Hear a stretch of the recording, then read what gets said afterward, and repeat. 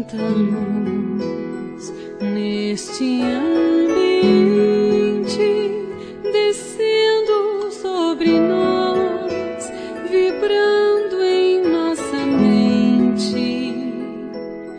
Quanta luz, pois assim em prece, como a alma cresce aos olhos de Jesus. Quanta luz, pois em oração a voz do Mestre fala ao nosso coração. Quanta luz descendo sobre nós. Quanta luz, quanta luz, quanta luz nesse ambiente, descendo sobre nós, vibrando em nossa mente. Quanta luz, pois assim em prece, como a alma cresce aos olhos de Jesus. Quanta luz, pois em oração a voz do Mestre fala ao nosso coração. Quanta luz descendo sobre nós. Quanta luz,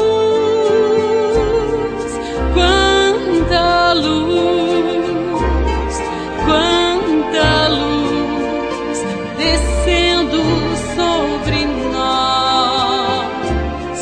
Quanta luz, quanta luz, quanta luz.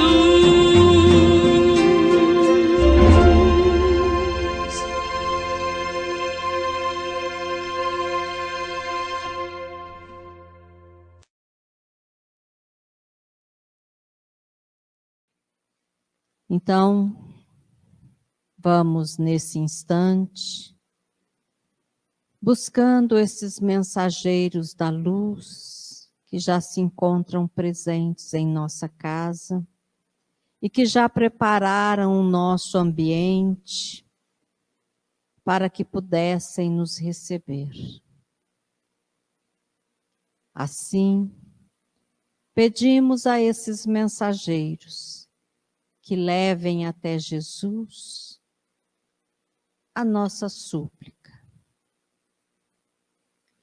Senhor, permita-nos nesta noite sermos agraciados com o conhecimento e que possa refletir em cada um de nós a tua presença com a tua luz, para que possamos trilhar pelos nossos caminhos iluminados por ti.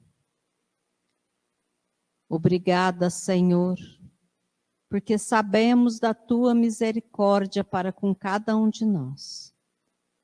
E permita-nos sempre a busca pelo teu amor, pela tua direção, mas acima de tudo, pelos teus exemplos. Obrigada, amigos espirituais. Permaneçam conosco, hoje, agora e sempre. Que assim seja. Na semana anterior, o Carlos Santana trouxe o tema libertação. Eu acredito que ele libertou todo mundo, mas deixou algumas interrogações. E hoje, a Cláudia, vocês não conhecem, vocês vão conhecê-la nessa noite. Ela vai trazer para a gente, e ela vai nos perguntar: o que buscais? É uma reflexão como diria meu companheiro Carlos Santana, profunda, que cabe a todos nós prestarmos atenção e buscarmos pela aplicação desses ensinamentos. Que a espiritualidade, os nossos amigos, possam inspirar a Cláudia nesse momento.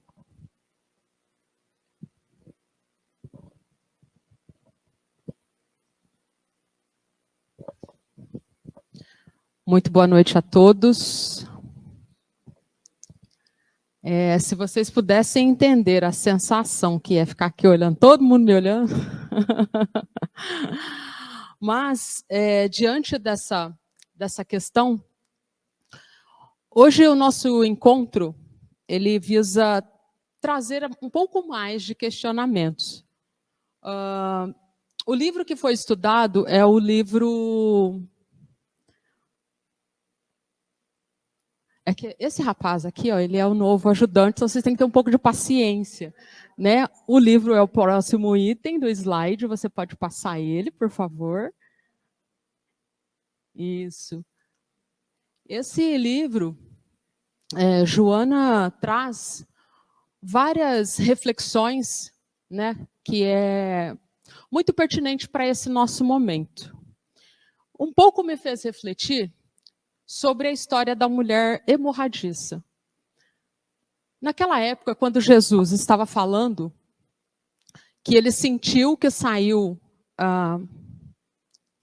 que a mulher tocou ele, né, que ele sentiu que saiu o poder das vestes dele, tinha muitas pessoas do lado dele, tinha uma multidão.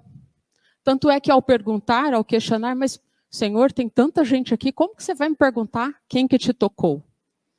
Então, nessa história que se encontra no capítulo 5 de Marcos, quando as pessoas procuravam por Jesus, nosso mestre, para que pudessem curá-los, ele sempre interrogava: tu crês que eu te possa curar? Ou algumas vezes ele dizia: que desejas de mim? É claro que Jesus sabia o que as pessoas desejavam. Ele sabia, ele conhecia, né? Conhece o nosso íntimo. E sabia também que podia atender aquelas solicitações. Ele poderia atender a todos, até de uma única vez. Mas, porém, ele respeitava as leis de causa e efeito. E somente quando o paciente estava disposto a uma crença real, a um movimento bem profundo, diga-se de passagem, essa questão do querer, aquilo que movimenta mais a alma, então ele atendia a essa solicitação.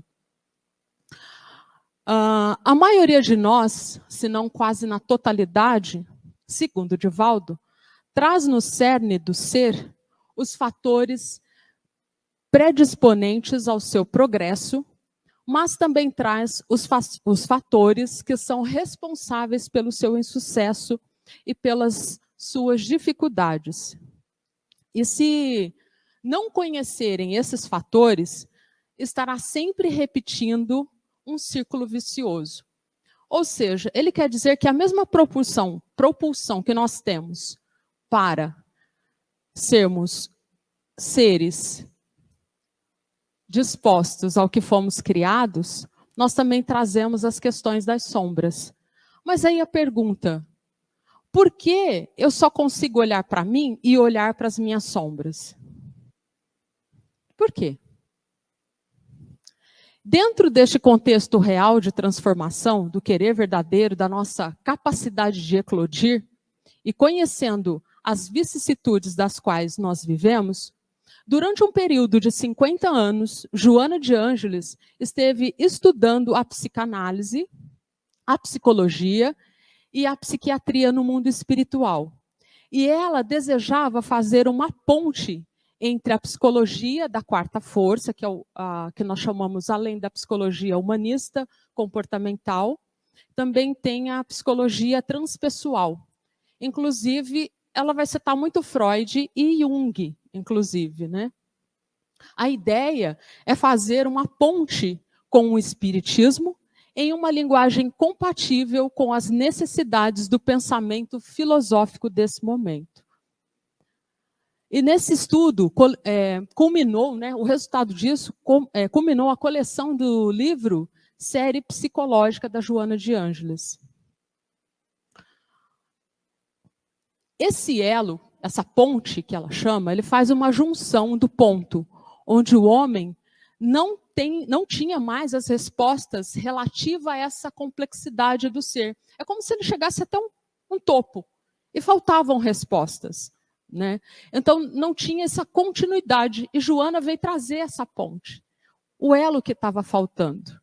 E ela veio explicar que nós somos espíritos vivendo uma experiência reencarnatória, comprovando que não somente a carga genética e os traumas de uma existência seriam os responsáveis pelos conflitos da personalidade, mas sim toda vivência que nós, como seres, passamos nas mais variadas gamas das existências anteriores. Complexo, né? Estudar Joana de Ângeles é complexo. Mas a ideia aqui é dizer o seguinte: sabe aquela parte em que o terapeuta, o psiquiatra não consegue explicar? Aí entra a visão da doutrina espírita, trazida à luz da Joana de Ângeles, onde ela coloca como pilares principais a crença em Deus e na imortalidade da alma, a comunicabilidade dos espíritos, na reencarnação e na pluralidade dos mundos habitados. Esses são os pilares e a base de todo o estudo que a Joana traz à luz da doutrina espírita para nós. Jung, que chique, né? Carl Gustav Jung, quando ele fazia atendimentos, ele descobriu que a maioria dos seus pacientes, independente de suas condições financeiras e intelectuais, eles se queixavam principalmente da falta de um sentido para suas vidas. Entretanto, essa neurose, como era conhecida na época, raramente poderia ser curada ou melhorada sem o desenvolvimento de uma atitude religiosa. O bacana é que quando fala assim religião, a gente sempre pensa naquela ideação social, né? A ideia de estar agrupado. Mas ele diz que esse não é o contexto. O contexto do ideal da religião é o religar-se a Deus. É religar criatura e criador. Então ele está querendo dizer que, em suma, quando as pessoas estavam na segunda metade do seu desenvolvimento de vida, eles levavam para os encontros no atendimento que faltava alguma coisa, que nada estava bom, que parecia que era algo que chegava de noite e de dia. Eu ia passear, mas não estava bom. Eu fazia coisas alegres, mas ainda estava sempre faltando alguma coisa. E as pessoas buscavam compensações para suprir esses vazios. Então, quando ela fala desse religare, pode passar? Ela fala que é uma conquista que ultrapassa a adoção de uma religião. Uma realização interior lúcida que independe do formalismo, mas que só se consegue através da coragem do homem de emergir da rotina de encontrar a própria identidade. Vamos lá. Se ela fala que passa da questão de formalismo, o formalismo é o conceito de estarmos sempre reunidos em grupos em determinados nomes de religião. Se a religião em si, porque ela é a fase educadora do homem, mas se a religião em si fosse o ponto culminante, não teríamos aí pessoas espíritas, evangélicas, protestantes cometendo suicídio ou vivendo em depressão. Compreendem o que ela quer dizer? Que essa ideia do religar é a nossa conexão mais íntima. É o desenvolvimento minha quanto indivíduo, na hora em que eu ponho a cabecinha no travesseiro e digo assim, meu Deus, como que está meu dia hoje? Por que eu estou sentindo tanta angústia? Então ela está falando dessa conexão. Porque existem muitas pessoas que acreditam na vida após a morte, mas não são espíritas. Então ela fala que a base é Deus, a conexão é Deus. Então, porque Ele é o Criador. Lembra que como ser humano nós precisamos desse religar, dessa conexão, nós temos essa necessidade.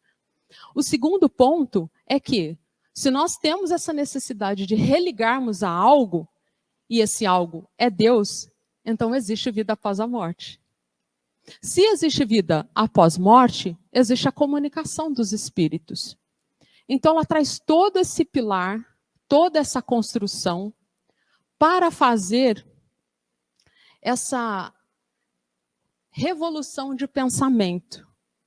E ela nos convida a ir além da religião, porque se a religião fosse esse fator preponderante, lembrando que é o fator educativo, não teria tanta gente sofrendo, né? Vai além do que nós nos percebemos como ser integral, não só como corpo, mas também como alma e espírito, com habilidades e potenciais para ir além da matéria. Ela vem nos mostrar que o indivíduo, enquanto ele não se autodescobre, está sempre tateando nas sombras, sempre vai procurar algo para suprir. Vai ficar sempre com essa sensação de que nada está bom. E às vezes adoece. O interessante é que isso é tão cultural, que a gente chama de arquétipos, ou seja, a consciência que nós temos de coletivo. Então eu posso estar no Brasil, quando eu digo que mãe faz sempre uma referência de progenitora ou de quem gerou, eu posso ir na China, a ideia de mãe é a mesma. Então a ideia do religar e o ideal de estar sempre é coletivo. Mas quando nós estamos falando de cultura e de desenvolvimento, nós fomos ensinados a focar nas sombras, nas dores, no passado, na culpa, nas limitações. Sempre algo que vem primeiramente dentro do nosso seio familiar. Quer ver uma coisa? Não faça isso que é feio. Se você fizer isso, ninguém vai gostar de você. Olha, essa repreensão, esse movimento de sempre nos condicionarmos, isso é cultural. Isso vem do nosso seio familiar, independente de sua estrutura.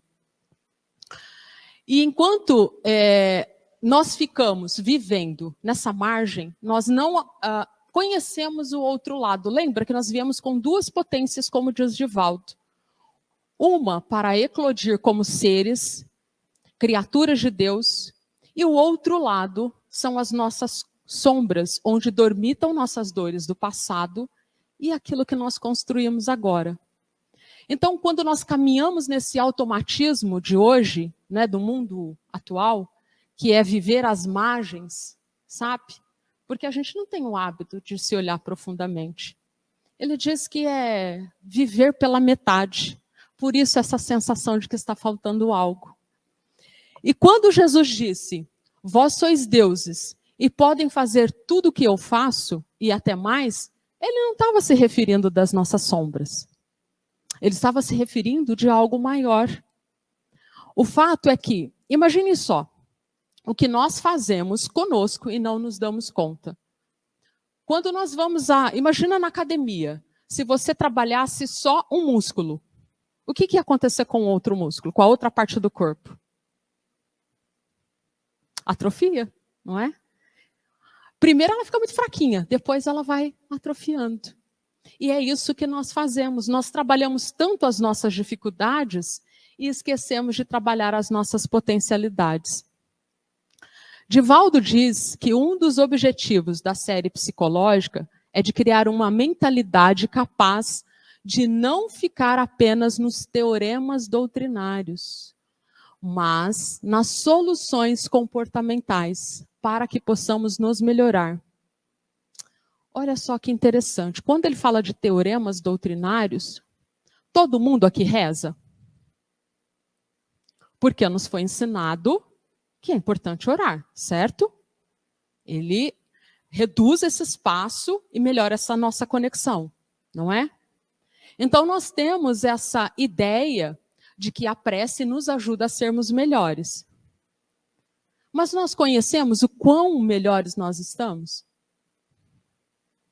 Ou eu só percebo que eu estou melhor porque eu parei de sentir alguma dor, ou porque eu parei de me sentir ansioso. Então, isso nos leva a um outro questionamento. Se eu preciso melhorar, como que eu posso fazer isso? Porque eu estou vindo aqui primeiro para me sentir melhor. Isso nos diz em relação, nos leva inclusive a uma reflexão que traz lá na pergunta 919 do Livro dos Espíritos.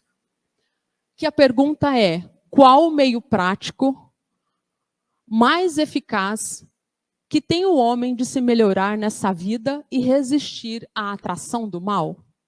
Qual é o meio prático para fazer isso? E a resposta é: conhece-te a ti mesmo. Gente, é simples e direto, não é fácil fazer isso? Não, é fácil, não é? É prático. Mas a gente faz isso? Quando eu vou dar treinamentos, no meu trabalho, por exemplo, eu sempre faço perguntas assim: me diz, qual é a sua maior dificuldade? Os seus desafios, que todos nós chamamos de defeitos, né? As pessoas pontuam vários. Mas quando eu pergunto, me fala 5 qualidades suas, ou 5 coisas da qual você considera que você é aquela pessoa muito especial, a sala fica muda. Por quê? Estamos sempre habituados a olhar só para as dificuldades.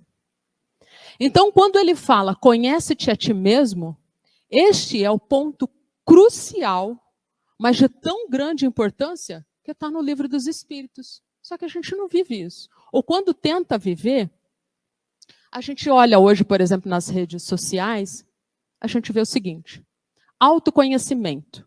No autoconhecimento, quem é que já fez participou de algum evento, alguma coisa que fale sobre autoconhecimento? Pois bem, quando fala assim autoconhecimento, esse desenvolvimento é para quê?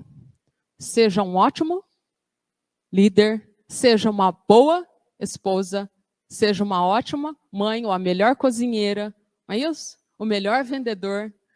Esse autoconhecimento, ele é trabalhado com um foco muito externo. E é isso que Joana nos chama a atenção, para voltarmos esse olhar no sentido contrário. E eu fiquei me questionando, ao ler o livro, né, até pelo tema do livro, por que autodescobrimento e não autoconhecimento? Porque a Joana, ela traz as coisas de uma forma tão singular, mas ela quer que você estude. Então eu fiquei me questionando, o que é esse autodescobrimento? Então, eu pensei, gente, até o título é de tamanha sabedoria, que eu me lembrei que Arquimedes, ele precisava resolver um problema de tão grande complexidade que foi apresentado pelo rei Hierão na época. E quando ele descobriu esse problema, ele gritou, Eureka, Eureka, e ele ficou feliz. Eureka significa descobrir. Uhul, descobri. E a mesma coisa aconteceu com Einstein, só que ficou muito mais conhecida essa fala por Einstein. Então eu fiquei, gente, como? O que quer dizer isso, esse autodescobrimento? A partir do momento em que eu faço o movimento de me autoconhecer, eu vou me descobrindo como indivíduo, como ser único dentro de mim. E eu vou adquirindo equilíbrio sobre quem eu sou. E é isso. O autodescobrimento é perceber, é encontrar nossas potencialidades e capacidades além da matéria. E também conhecer as nossas limitações. O homem possui admiráveis recursos interiores, não explorados, que dormem em potencial, aguardando o seu desenvolvimento. Se Jesus diz que nós somos deuses e podemos fazer tanto quanto ele ou até mais, então tem recursos dentro de nós, inacessados, porque nós estamos com foco em outro lugar. Pode passar. O homem, ele é um conjunto, segundo Einstein, ele é um conjunto de partículas regido pela consciência. um tanto de partículas regido pela consciência. Se é regido pela consciência, sabemos que consciência não tem nada a ver com o cérebro, então ele pode ser moldado, ele pode ser trabalhado. O autodescobrimento tem por finalidade conscientizar a pessoa a respeito do que necessita, de como realizá-lo e quando dar início à nova fase. Então, imaginem só, que se nós pudéssemos pegar um trabalho... Vocês já assistiram aquele filme Ghost? Então, vocês sabem que tem uma cena em que ele começa a modelar um vaso e até eles estão brincando. Então, nós temos a oportunidade de pegar essa argila e nos moldarmos da melhor forma que nós pudermos neste momento.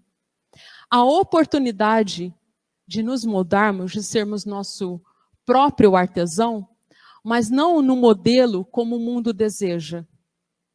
Não como meu esposo, minha filha, meu marido espera, meus pais esperam. Nem mesmo como meus vizinhos são, porque às vezes a gente vive pela vida do outro. Mas esse modelo é nos moldes do nosso Mestre Jesus. Então, Joana, ela fala que nós vivemos uma vida de muito reflexo externo. Nós estamos sempre copiando alguém. Começa pelos nossos produtos que nós adquirimos. Vou comprar tal roupa porque a blogueirinha estava usando. Não é isso? Esses dias eu vi uma moda em que os homens agora usam uma calça mais curta, não é, Vitor? É? Está atrasado, hein? Os homens usam uma calça mais curta, sem meias, e um sapato social, então fica aparecendo aquela parte da canela que até ontem era feio mostrar. Porque até anteontem existia a barra italiana, já não existe mais. Agora a calça está subindo. Então antes a calça tampava os sapatos, agora já não tampa mais. Agora muitos homens, exceto o Vitor, né, não está usando, eles estão usando essa moda. Então nós somos muito reflexivos no sentido de nos colocarmos igual ao outro. Mas espera lá, nós não estamos aprendendo que somos únicos. E que o nosso processo de individuação começa olhando para nós. E aí fica a seguinte pergunta. Por onde começar? Ah, Cláudia, você está dizendo aí, né, que a Joana está falando que eu preciso me moldar, que eu preciso melhorar. Ok, beleza, todo mundo fala isso. Não é isso? A minha consciência me cobra que eu preciso ser melhor. Então, por onde eu começo? A proposta aqui não é trazer nenhuma receita de bolo, até porque nós somos únicos, mas mostrar e trazer que temos ferramentas para que cada um de nós, como indivíduos únicos como somos, possamos descobrir e trabalhar o nosso processo de individuação, que não tem nada a ver com individualização. Já tem uma palavrinha nova para trabalhar. Individuação. Nós somos co-criadores da nossa própria e verdadeira vida. É esse o convite.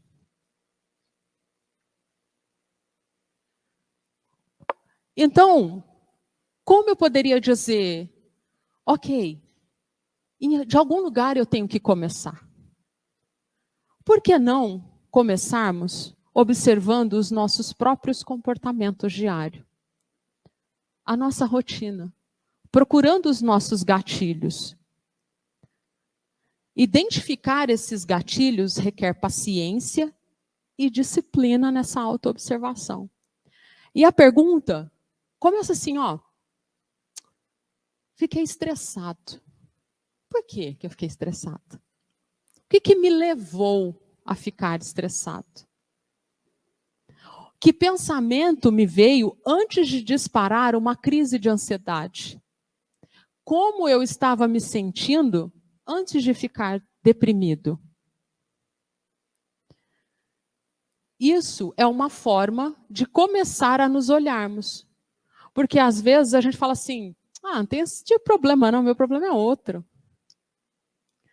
Então, nós temos uma lição assim, vai aumentando o nível, né, o grau.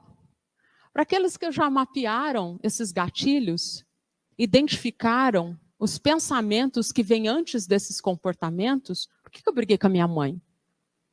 O que ela falou? Porque o problema não está na minha mãe, mas sim o que acontece comigo quando eu escuto alguma coisa que ela fala. Ou porque às vezes eu fiz alguma coisa lá atrás, ou eu me culpo, ou a dívida é minha. Então começa a mapear esses comportamentos, né? Outro tipo de ferramenta também que tem são as questões de meditação. Joana fala para tirar a base filosófica das meditações. A meditação, não é aquela de ficar lá respirando 50 dias, 50 noites, não. De procurar ouvir-se.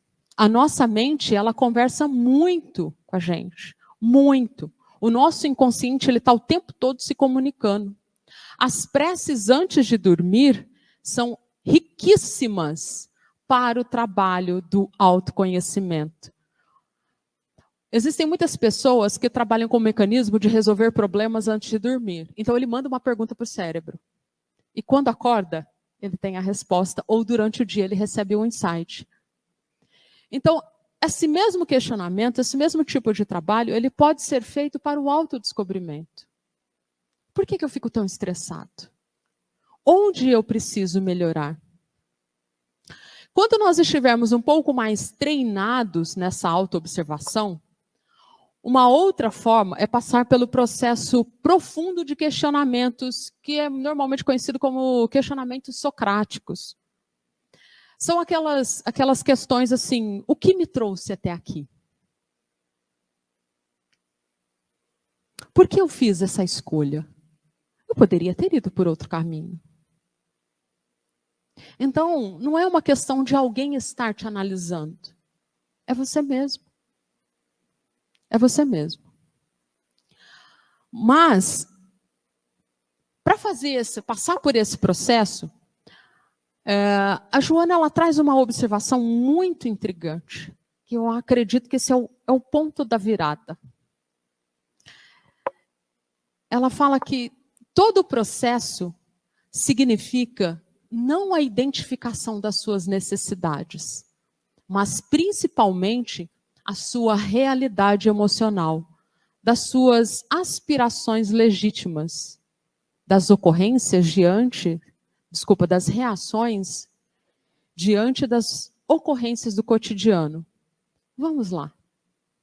Nós sabemos onde precisamos melhorar, certo? Alguém aqui sabe onde precisa melhorar? Quem sabe onde precisa melhorar, levanta o braço. Pode levantar, gente. Quem sabe? Ótimo, perfeito, muito bom. Estamos evoluindo. Mas antes disso ela fala, qual é a sua realidade emocional? Que conversa de doida é essa? Como anda a minha visão do que eu tenho e do que eu vim fazer aqui? O que eu vim fazer aqui? Eu estou no caminho? As escolhas que eu tenho feito, com tudo que eu aprendi, que eu recebi da minha família, né? As escolhas que eu tenho feito, os caminhos por onde que eu tenho andado, eles estão me levando ao meu propósito originário? Com quais óculos eu estou usando isso? Porque às vezes a gente se ilude, achando que está naquele caminho. É aqui que eu vou. E lá a gente vai até tomar um tropeção, né? Então agora, eu volto a perguntar, diante desta realidade, a realidade emocional de sabermos se estamos no caminho certo, quem aqui conhece verdadeiramente as suas reais necessidades de melhoria? Pode levantar o braço. Muito bem. Muito bem, até para quem não levantou, porque precisa coragem, viu? E aí, diante disso, se isso é tudo muito lindo, né? Joana diz que Quando eu conhecer a mim mesmo, eu vou descobrir essa potencialidade. Eu vou saber por que eu olho para o outro e não dou conta de olhar para ele. Porque às vezes falam, ó, apaziguai, né? Apacentai, e não o pau sentai. Não é isso? A gente vive armado para o outro, trânsito é um caos. Então, se ela fala disso tudo, que eu posso ser, que eu tenho condições de me melhorar, por que dói fazer isso?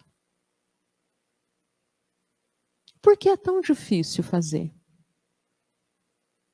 Se eu sou Deus em potencialidade, por que eu não consigo usar o meu pensamento para cuidar de mim? Por que eu me escondo atrás de posicionamentos sociais? A gente, às vezes, pega frases prontas e leva para casa para dormir com a gente. E nem se dá conta do que está trazendo para dentro. Ela está dizendo assim para você, ó, para aí. Pega isso aqui, bota do ladinho, vem cá. Vamos fazer um tete a tete. Cara a cara. Você com você mesmo.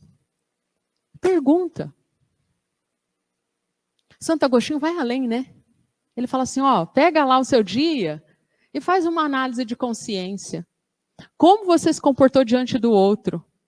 Mas antes de eu me comportar diante do outro, eu preciso saber o quanto eu estou me enganando.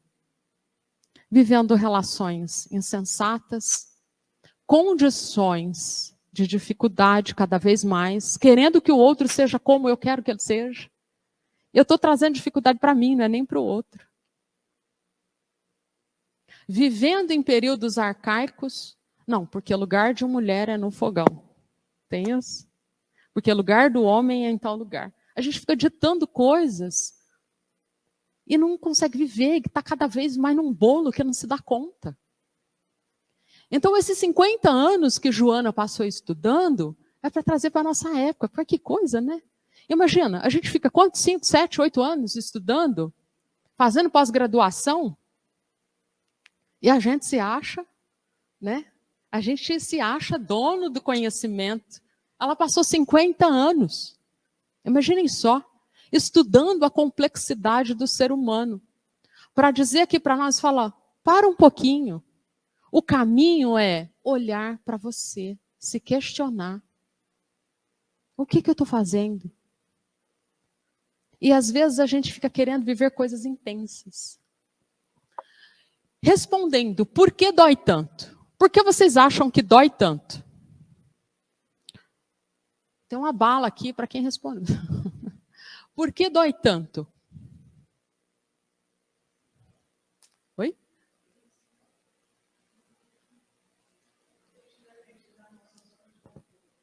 Porque tira a gente da nossa zona de conforto.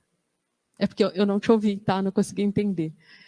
Porque eu sei que eu terei que abrir mão de alguma coisa que me deixa em conforto ou que traz alguma compensação.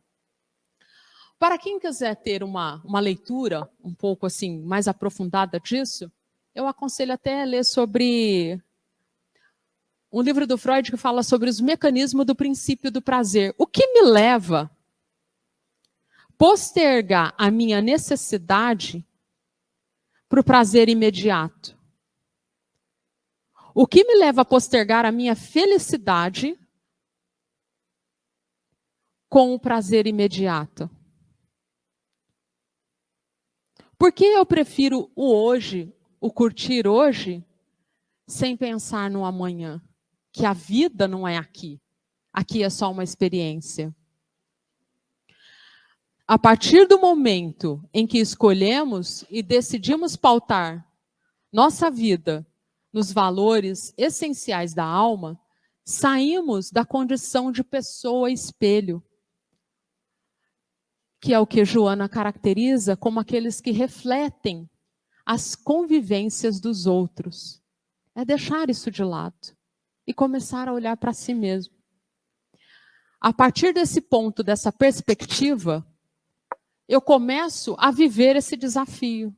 Não é algo fácil. Esse tema de autodescobrimento não é algo fácil de se olhar para ele. Porque ele cutuca a nossa zona de conforto, ele cutuca aquilo que eu preciso melhorar.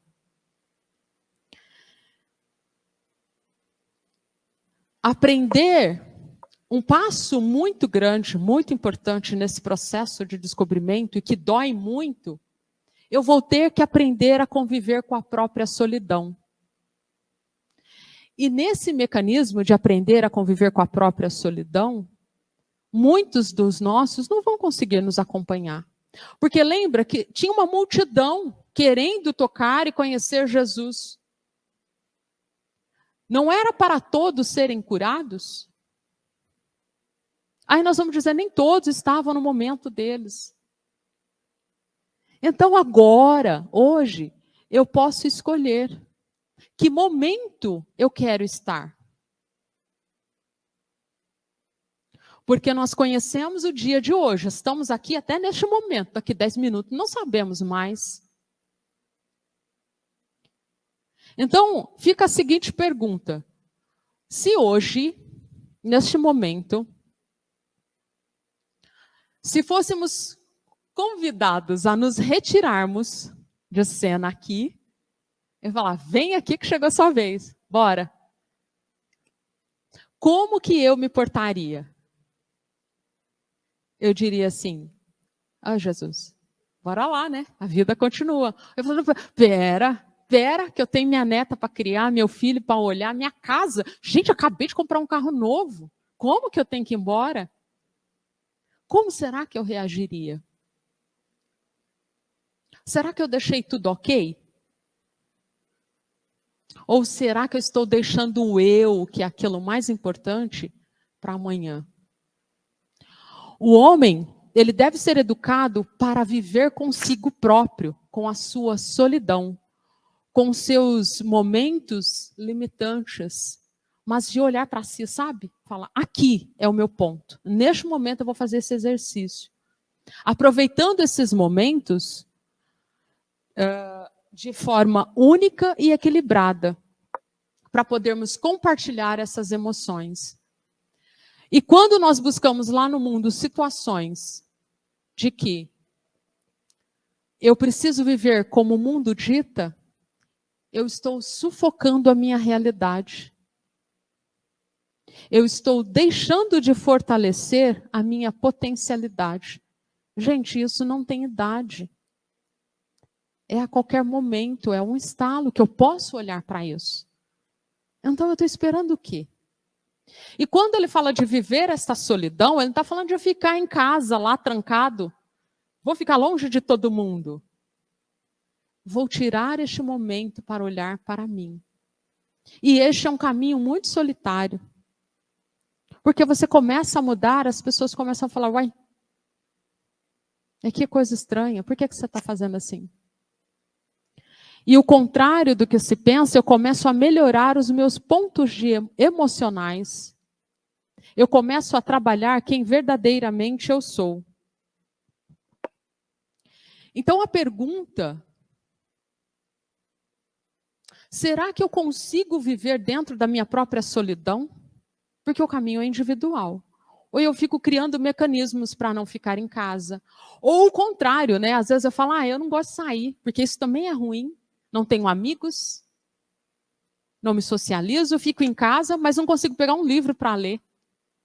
E fico lá curtindo Netflix. Uhul! E dá-lhe Netflix. Nada contra a Netflix, mas eu digo no sentido de podemos fazer algo muito mais para nós. Né? Pode passar. O autodescobrimento, para nós finalizarmos aqui, é um estar bem consigo, é uma satisfação e uma aceitação por aquilo que se é. Então eu preciso me questionar, eu me aceito como eu sou? Eu estou satisfeito com quem eu sou? Para eu saber se eu estou no caminho certo, eu preciso olhar para isso. Eu estou satisfeito com quem eu sou? É importantíssimo vivermos quem somos. Mas se eu não estiver satisfeito com quem eu sou, não aceitar quem eu sou, não vai adiantar. Eu vou criar um mecanismo de fuga. Porque o nosso cérebro, ele é extremamente estratégico e ele sempre age querendo nos proteger. Então, para você saber se o caminho é esse, primeiro, perceba o desconforto quando você para olhar para si. A segunda é, observa que você tem um carro, um lar, um conforto. Se você não tivesse nada disso, você ainda estaria feliz?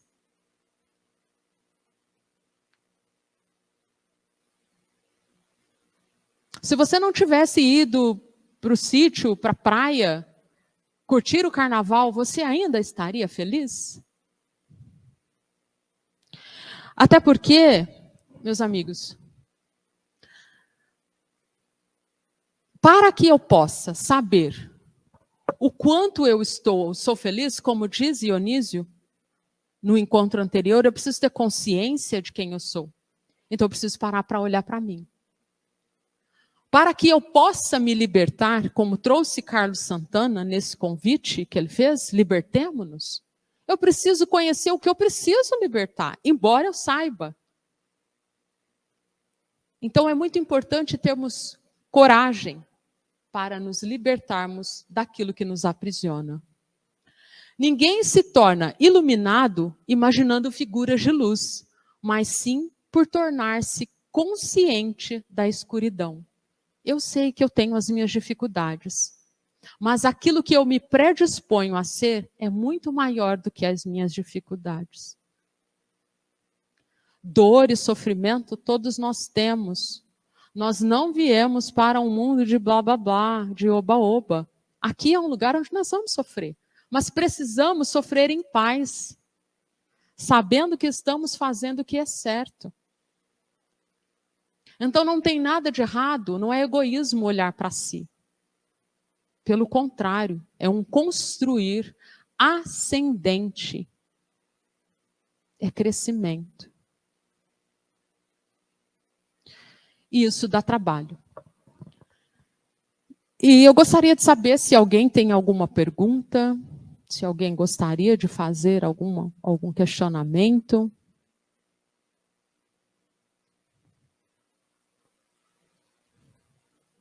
Né? Então eu gostaria de agradecer a todos pela oportunidade dos ouvidos desta noite e dizer que não há futuro se nós não pensarmos nesse presente. Porque Jesus, ele está lá dizendo, lá aqui, né? Dizendo para nós, vem, o caminho é esse. Liberte-se daquilo que te faz sofrer. Construa aquilo que quem você é. Está na mão de cada um de nós e é de nossa única e inteira responsabilidade, de mais ninguém. É esse chamado que ele está fazendo. Então, para quem quiser acompanhar um pouco mais, porque nós falamos de uma forma muito rápida, esses 2 livros, que é o Autodescobrimento, Vida, Desafios e Soluções, da Joana, ele traz muitas reflexões para a nossa vida do dia a dia. Não adianta eu vir aqui buscar o passe se eu não sei o que eu vim buscar. Porque senão eu vou estar sempre botando um band-aid. E então, como diz lá na própria Bíblia, Jesus, quando ele nos chamar e ele perguntar, o que buscais? Então, o que viemos buscar aqui hoje? Muito obrigado e tenham todos uma boa noite.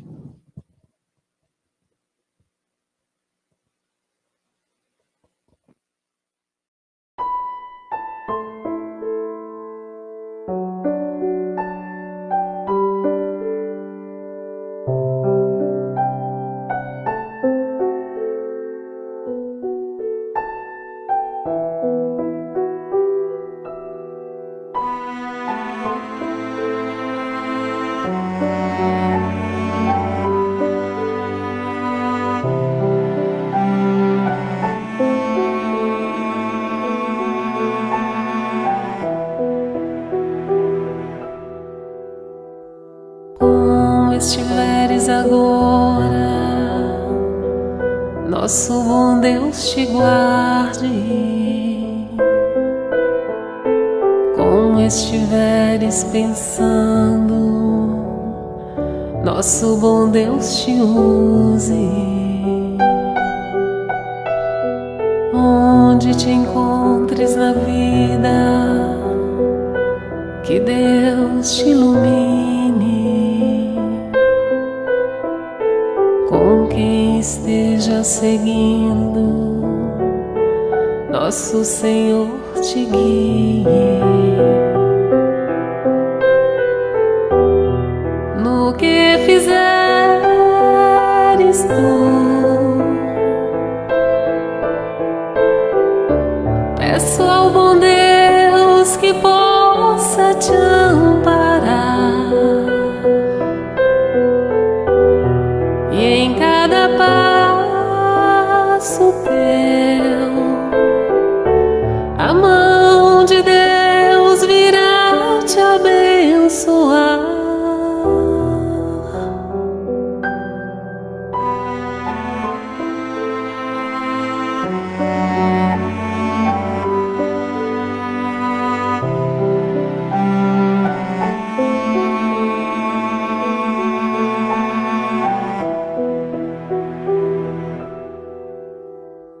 Como estiveres agora, nosso bom Deus te guarde.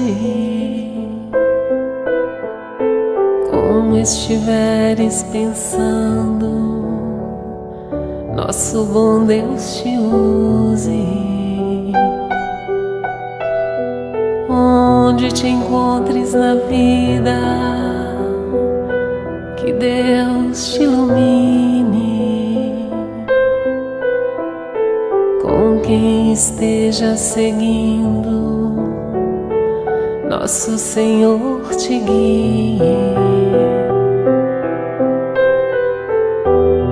No que fizeres tu,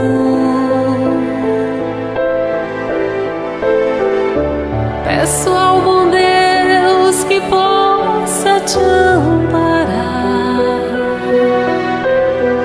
e em cada passo teu